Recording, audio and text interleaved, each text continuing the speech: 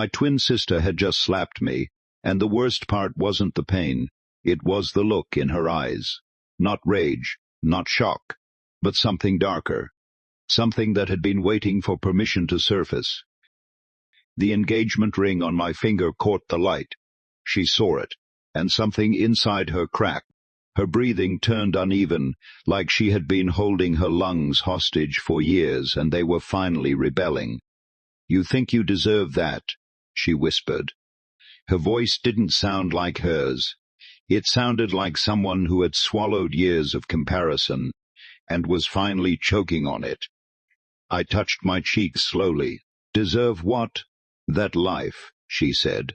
"That attention, that happiness." The word happiness came out like poison. Then it spilled. "I'm tired of watching you win," she snapped. "I'm tired of pretending it doesn't hurt. Win." That's what she thought this was, a competition. I felt something twist inside my chest. "We're not competing," I said quietly. Her laugh was hollow. "Oh, we are. We always have been. You just didn't notice because you were too busy being chosen." Chosen, that word hung between us like a verdict. She stepped closer. "You stand there with that soft voice and those open arms, and they flock to you, every single time." Her eyes filled, but she refused to blink. "You don't see how it feels to stand next to you and be invisible, invisible, my twin, my mirror, invisible." I shook my head. "You're not invisible. You push people away." "I protect myself," she shouted. The sound bounced off the tiled walls. "From what?" I asked. "From ending up desperate like you." That one landed. I swallowed the hurt. "Desperate for what?" "For validation," she said. "For attention. For men to tell you you're special." Her voice broke again. "And they do." That's when I understood. This wasn't about men. It wasn't about my engagement. It was about proof. Every flower delivered to my door was proof she wasn't chosen. Every knock was proof she wasn't wanted. Every laugh from the veranda was proof she was alone. "I've seen them," she continued, her voice trembling now. "The bouquets, the cars, the way they look at you." Her face twisted. "Do you know what it's like to watch that from your bedroom window?" My stomach dropped. She had been watching, for months, counting, comparing. Measuring the jealousy hadn't been loud. It had been silent, festering.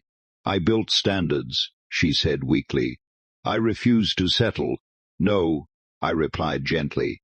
"You built walls." She flinched like I had slapped her back. "You treat every man like he's guilty before trial," I continued. "You reject them before they can reject you." Her tears finally fell. But they weren't soft. They were angry, humiliated. "I was careful," she whispered. "You were afraid." The word hung there. Afraid, afraid of being hurt, afraid of being disappointed, afraid of being seen, and in protecting herself from pain, she had also protected herself from love. Then her expression shifted, and what she said next cracked something open inside me. "I tried to stop it," she admitted. "Stop what?" "You." My heart dropped. She confessed she had deleted messages when I left my phone on the counter. She told mutual friends I wasn't genuine. She hinted to one man that I flirt with everyone. "I just needed one of them to see you the way I do," she cried. Not perfect, not glowing, just human. The betrayal stung more than the slap ever could. "You were willing to ruin me," her silence answered, because if she couldn't win, neither could I. That was the moment I realized something devastating.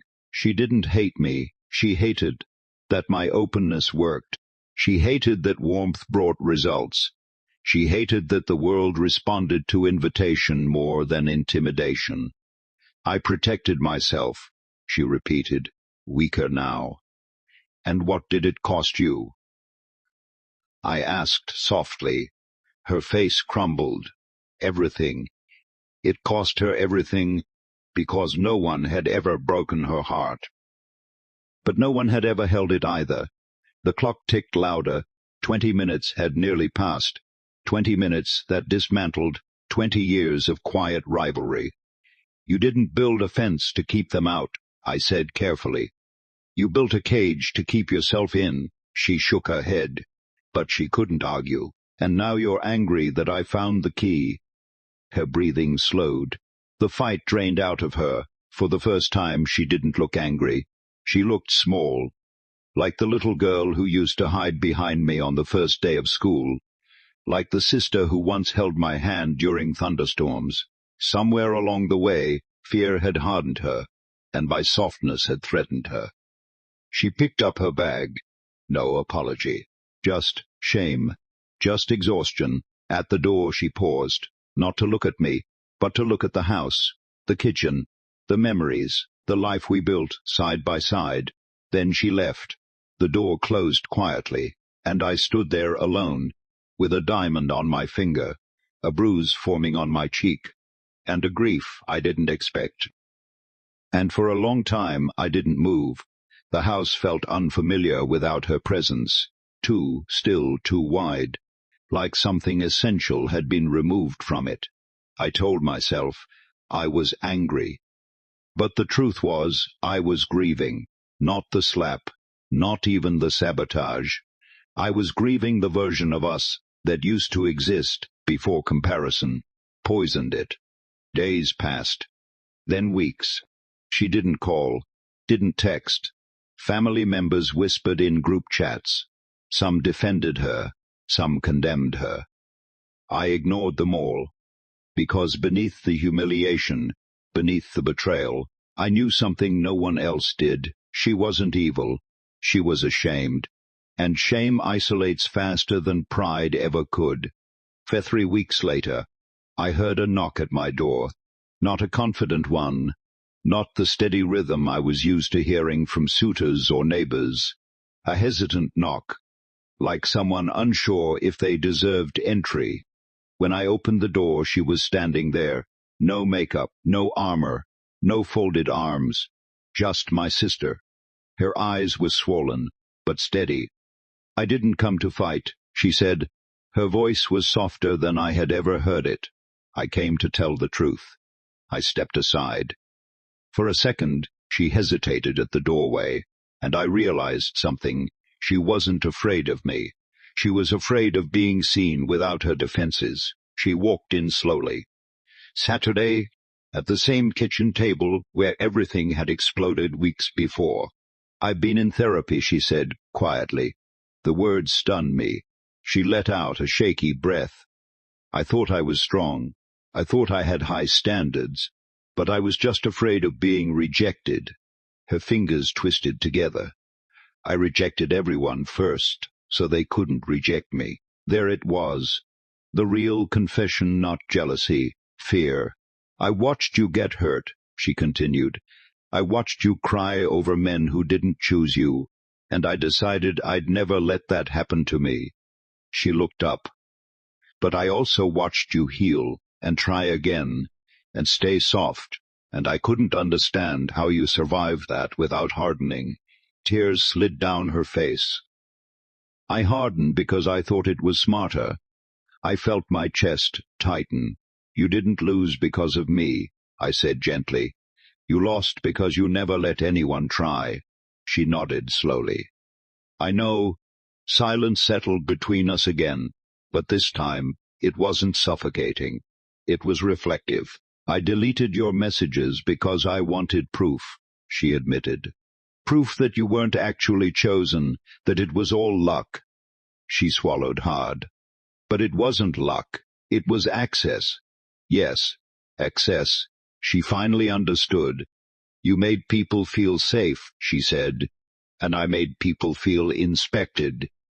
There was no bitterness in her tone now, just clarity. I don't want to live like that anymore. It wasn't dramatic. It wasn't desperate. It was sincere. I'm tired of watching life from behind a window. That sentence broke something open in me, because that was the image she had used before. Watching, counting, comparing. I don't know how to be like you, she admitted. "You don't have to be like me," I said. "You just have to stop hiding." Her lips trembled. "I'm scared." "I know." And for the first time in months, I reached for her hand. She didn't pull away. Healing wasn't instant. It wasn't cinematic. She didn't suddenly become warm and magnetic overnight. But she started small. She looked people in the eye. She said yes to coffee once. She let conversations linger 10 seconds longer than usual. The first time a man complimented her, and she simply said, "Thank you," instead of interrogating his intentions. She called me afterward, like she had run a marathon. "I didn't push him away," she said, half shocked, half proud progress. Months passed, and something shifted, not because she changed her personality, but because she stopped defending against love before it arrived. One evening, she came home smiling, not glowing like I used to, just hopeful. "He asked me out again," she said quietly again. That word mattered. He had tried before. She had rejected him. This time she didn't. She didn't fall in love immediately. She didn't lose herself. She simply allowed herself to be known. And that changed everything. The day I mailed my wedding invitations, I paused at her name. My fingers hovered over the envelope. I remembered the slap, the silence, the sabotage. Then I remembered the knock on my door, the therapy sessions, the trembling honesty. The effort growth doesn't erase damage, but it earns grace. I wrote her name carefully. And when my wedding day came, she was there, not in the shadows, not outside. Beside me, when I walked down the aisle, she squeezed my hand. And this time, when the ring caught the light, she didn't flinch. She smiled, not because she suddenly had everything, but because she no longer believed my happiness stole from hers. Later that night she leaned close and whispered, "Thank you for keeping the door open." I smiled back. "You finally walked through it." Because the truth is, we were never competitors. We were two girls afraid of losing different things. I feared loneliness. She feared rejection. I risked pain and found love. She avoided pain and found isolation. But redemption begins the moment fear stops making decisions. And sometimes the strongest thing a fortress can do is open its gates. And sometimes the cruelest prison isn't built by enemies. It's built by fear and locked from the inside.